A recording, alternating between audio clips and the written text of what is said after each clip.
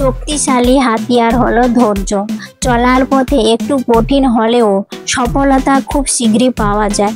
এই নিয়ে আজকে ভিডিওটা স্টার্ট করছি।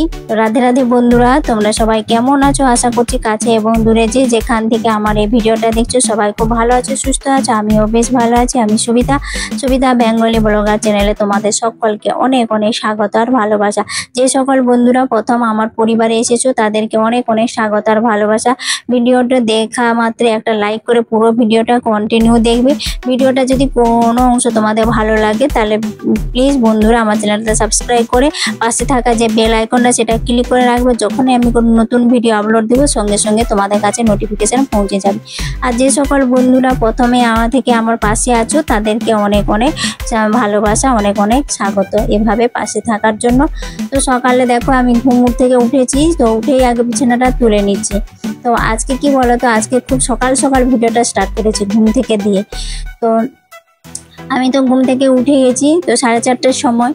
আর মেয়ে তো আজকে হচ্ছে বিশ্ব পরিবেশ দিবস, মানে শুক্রবার হবে এরকম, ডেটটা ঠিকঠাক মনে নেই, ঠিক আছে।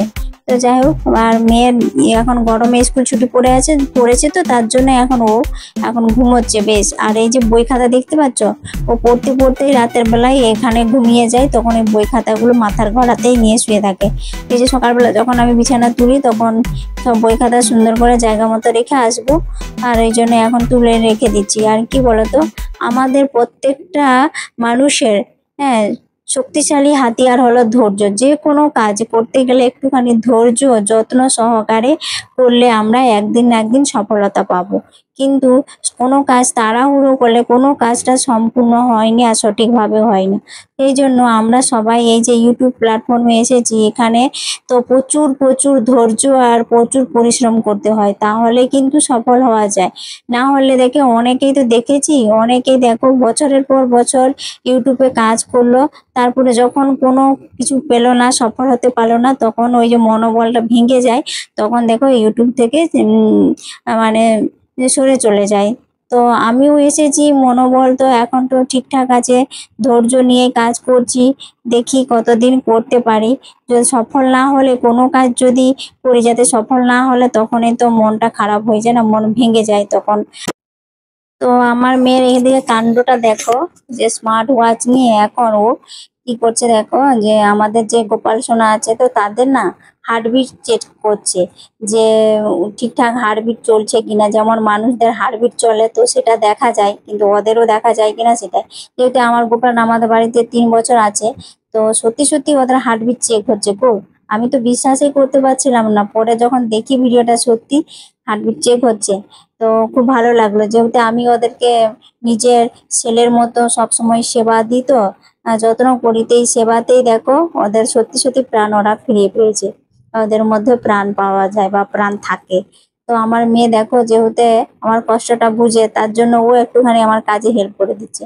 তো ও দেখো এই যে বেসিনের মধ্যে ওই বেশিরভাগ এখানেই মুখ ধুয়ে ব্রাশ করে সবকিছু করে, তো তারপরে একটুখানি নোংরা হয়ে যায়, তখন ও আমার মতোই যখনই সময় পাচ্ছে তখনই আমার কাজে একটু হেল্প করে দিচ্ছে। তো বেসিনটা সুন্দর করে পরিষ্কার করে নিল। আর এদিকে আমি দুপুরে রান্নাটা করছি। তো এদিকে তো ছোট হাঁড়িতে করে ভাত করেছি, মা মেয়ের সংসার তো তাই।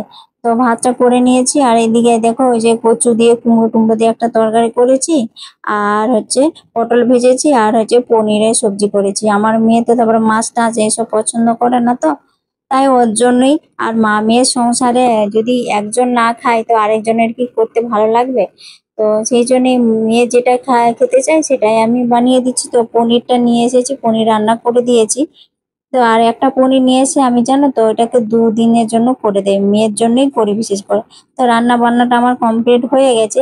আর এদিকে দেখো যে বিশ্ব পরিবেশ দিবস যেহেতু, তো একটা গাছ আর একটা প্রাণ, তো গাছ লাগাও প্রাণ বাঁচাও, তো তার উদ্দেশ্যে দেখো যে মা মেয়ে মিলে বাগানে চলে এসেছি, ওখানে মাটিটা নিয়ে নিচ্ছি আর গাছটা লাগাবো। তো ছোট একটা গাছ এনে দিয়েছে টবে। তো এটা উইন্ডোর প্লান্ট, এখানে জানলাতে মধ্যে রেখে দিব, তো ঘরের ভেতরে রাখবো, আর এটা বাইরে থাকবে না। আজকে যেহেতু বিশ্ব পরিবেশ, দেখুন একটা ছোট গাছ লাগালেও ভালো, তাই না? এটাই হচ্ছে খুবই ভালো একটা গুরুত্বপূর্ণ কাজ। তো সেই জন্যই এই গাছটার নামটা কি জানি না, তোমরা যদি জেনে থাকো তাহলে প্লিজ কমেন্ট করে জানাবে। তো মা মেয়ে মিলে দেখো সুন্দর করে গাছটা এখন লাগিয়ে দিচ্ছি। তো গাছটা লাগিয়ে গাছটাকে আমি ছায়রার মধ্যে রেখে দেবো, যেহেতু এখন রোদে রাখবো না।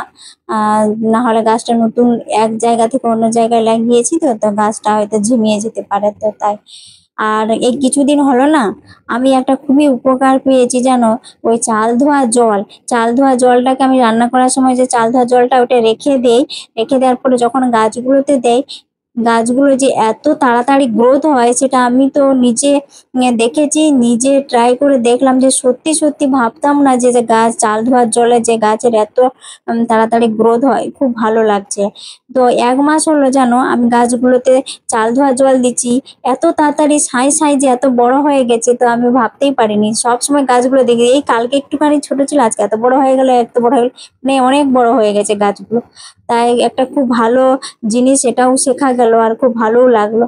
তো দেখো গাছটা এখন রেখে দিয়েছি লাগিয়ে ছাইলাতে, আর এদিকে দেখো মেয়ের আবদারে, যেহেতু গাছ আমাদের আম গাছটা রয়েছে উঠোনে, সেই আম গাছে এখন আম পেকে গেছে বলে, তো একটা দুটো করে কুড়িয়ে রাখি। তারপর মেয়ে বললো যে আমের পাটিসাপটা বানাও। তো এদিকে দেখো আমের পাটিসাপটা বানানোর জন্য আমি সন্ধ্যেবেলায় সবকিছু রেডি করে নিয়েছি, আর আমি এই প্রথম না আম দিয়ে পাটিসাপটা বানাচ্ছি।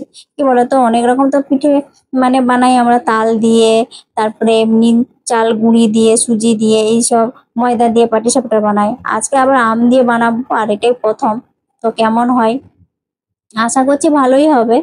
তো মনে সাহস আর যদি বুদ্ধি থাকে না, সমস্ত কাজ বেশ, আর ধৈর্য ধরে যদি কাজটা করা যায়, তাহলে সমস্ত কাজ কিন্তু সফল হওয়া যাবে।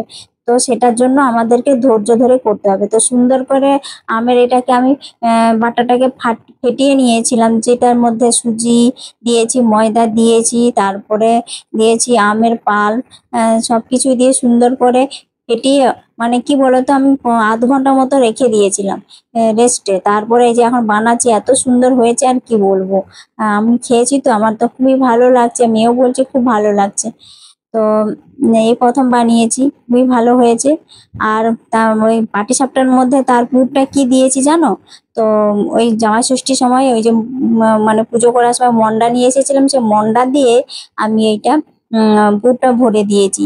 তো তাই জন্য তো আরো বেশি মিষ্টি হয়ে গেছে। মন্ডাটা তো এমনিতেই মিষ্টি জিনিস। তো তারপরে পাটিসাপটা এইভাবে বানিয়ে নিয়েছি সবগুলো, দেখো সুন্দর করে তোমাদেরকে দেখিয়েও দিচ্ছে যে কেমন হয়েছে।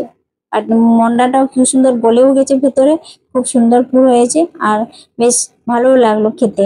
তো এটা আমাদের রাতে খাওয়া দাওয়া হয়ে যাবে। আর মেয়ে একটুখানি বিকেলবেলা স্যার এসেছিল, পড়তে বসেছিল। তারপরে এদিকে দেখো ঝড় বৃষ্টি প্রত্যেকদিন এখন বিকেলবেলা হচ্ছিল। তো এদিকে গাছে দেখো প্রত্যেকদিন একটা দুটো করে আম পড়ে যাচ্ছে।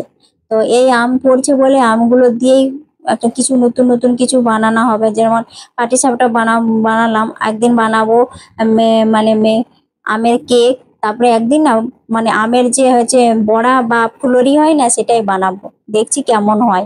তো যদি হয় বানাই কখনো, তাহলে তোমাদের সাথে অবশ্যই শেয়ার করব। তো দেখো আমগুলো এত সুন্দর, আর এই আমগুলো না সব হিমসাগর গাছের আম, তো এত মিষ্টি আম না, তো কি বলবো। ঘরের গাছের আমের যে স্বাদ, সেটা কেনা আমের স্বাদ কিন্তু অতটা পাওয়া যায় না। তো দেখো আমগুলো সব, এই যে মেয়ে এখন কুড়াচ্ছে, ঝড় বৃষ্টি আর শুরু হয়ে গেছে, আর জোরে জোরে হাওয়া দিচ্ছে, তো তাই।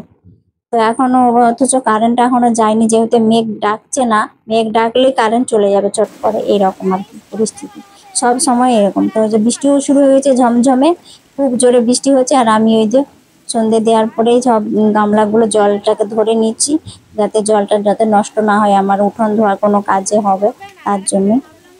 আর এখন যে বৃষ্টি শুরু হয়েছে না, দূরের দিকে মেঘ ডাকছে, আর কারেন্টটাও চলে গেছে এই সময়। প্রত্যেকদিন ঝড় বৃষ্টি হলেই তো কারেন্ট চলে যাবে। আর আমাদের ইনভার্টার আছে বলে কোনো অসুবিধা হয় না। তো তার জন্যই দেখো কত জোরে জোরে বৃষ্টি পড়ছে।